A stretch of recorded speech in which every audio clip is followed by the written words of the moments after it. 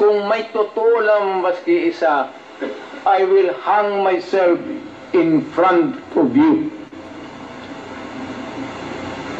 You can summon, I will sign a waiver, all banks. Pati yung World Bank ng Amerika.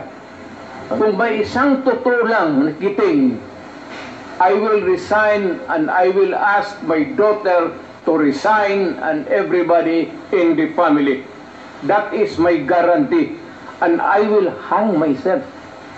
Will the former president be okay that if we draft the waiver now, that it be signed today instead of tomorrow? Will you be fine with that, Mr. President?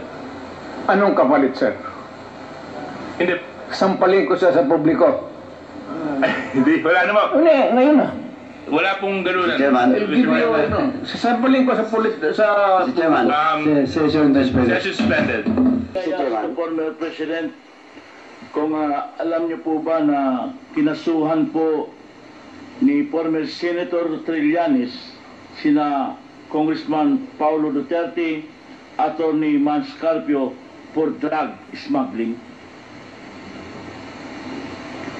Hindi ho. Pero kung totoong drug smuggling man sila, they should be prosecuted in court. And if convicted, they should serve sentence in jail. Hindi ko pipigilan yan. Kung totoo. Ngayon, yung na-reason dito hindi ko kilala itong taong to, forgot his name. Your Honor, if there is an iota of truth,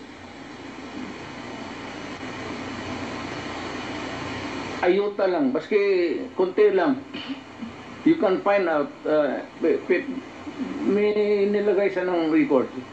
Now, I'm willing to execute an affidavit or kayo na lang to summon the banks or summon to my waiver.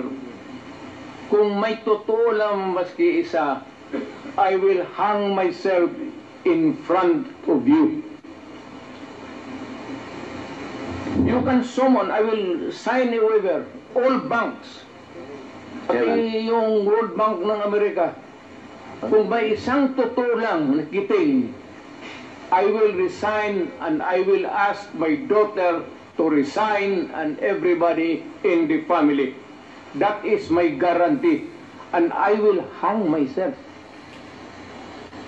Nalilito na ako kung anong sabihin ko.